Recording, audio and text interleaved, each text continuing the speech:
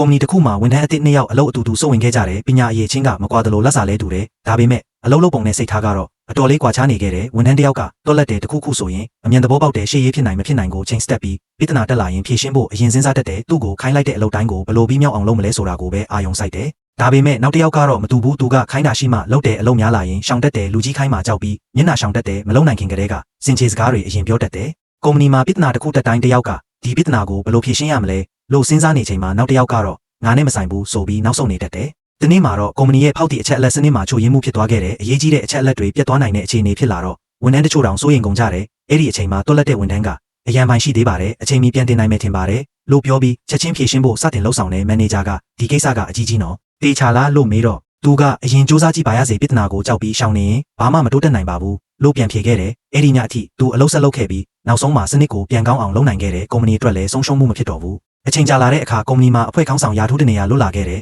ဝန်ထမ်းအားလုံးကဘယ်သူယာထူးတို့မလဲဆိုပြီးစောင့်ကြည့်နေကြတယ်နောက်ဆုံးမှာတော့အမြဲစူးစမ်းနေတဲ့ဝန်ထမ်းကိုပဲယာထူးတိုးပေးခဲ့တယ်လက်စာလည်းတိုးပေးခဲ့တယ်အဲ့ဒီအခါယာထူးမတိုးတဲ့ဝန်ထမ်းကမကျေနပ်တော့ဘူးသူကအထက်လူကြီးစီသွားပြီးကျွန်တော်လည်းဒီကုမ္ပဏီမှာအလုပ်လုပ်လာတာကြာပါပြီဘာလို့ကျွန်တော်ကိုယာထူးမတိုးတာလဲလို့မေးခဲ့တယ်အထက်လူကြီးကခန့်ငြိမ်ပြီးပြောလိုက်တယ်အလုပ်လုပ်နိုင်ုံနဲ့ယာထူးမရဘူးတာဝန်ယူမှုနဲ့တာဝန်ခံနိုင်မှုရှိဖို့လိုတယ်ပြဿနာတက်ရင်ရှောင်မဲ့လူကိုခေါင်းဆောင်မခံဘူးပြဿနာကိုရင်ဆိုင်ပြီးဖြေရှင်းရတဲ့လူကိုပဲယုံကြည်ပြီးတာဝန်ပေးတာပြီးတော့သူတို့နှစ်ယောက်ရဲ့လုပ်ရက်တွေကိုတစ်ခုပြီးတစ်ခုနှိုင်းရှင်ပြခဲ့တယ်အလုပ်ခိုင်းတိုင်းဆင်ခြေပေးတဲ့အကြောင်းတာဝန်ကြီးရင်ရှောင်နေတဲ့အကြောင်းပြဿနာတွေ့ရင်တာဝန်မယူချင်ခဲ့တဲ့အကြောင်းအဲ့ဒီအချိန်မှာပဲသူသဘောပေါက်သွားခဲ့တယ်သူကအလုပ်တော့လုပ်နေခဲ့ပေမဲ့တာဝန်ကိုတော့မယူခဲ့ဘူးဆိုတာနားလည်သွားတယ်တကယ်တော့ကုမ္ပဏီတစ်ခုမှာအောင်မြင်တဲ့လူဆိုတာအလုပ်တော်တဲ့လူတစ်ယောက်ထက်တာဝန်ယူရတဲ့လူတစ်ယောက်ဖြစ်တယ်ဘာကြောင့်လဲဆိုတော့တာဝန်ယူရတဲ့လူကပြဿနာကိုမရှောင်ဘူးမှရင်ဝန်ခံရတယ်မသိရင်တင်ယူရတဲ့အခက်အခဲတွေကြားထဲကနေအပြေရှာရတယ်ဒါကြောင့်လဲအဖွဲ့အစည်းတိုင်းကအလုပ်လုပ်နိုင်တဲ့လူထက်ယုံကြည်စိတ်ချရတဲ့လူကိုပို့ပြီးတန်ဖိုးထားကြတာဖြစ်တယ်ယာထူးတိုးချင်းဆိုတာအလုပ်လုပ်နိုင်တဲ့သူကိုပေးတာမဟုတ်ဘူးတာဝန်ယူရတဲ့သူတာဝန်ခံရတဲ့သူပြဿနာကိုမရှောင်တဲ့သူကိုပဲယုံကြည်ပြီးအခွင့်အရေးပေးတာဖြစ်တယ်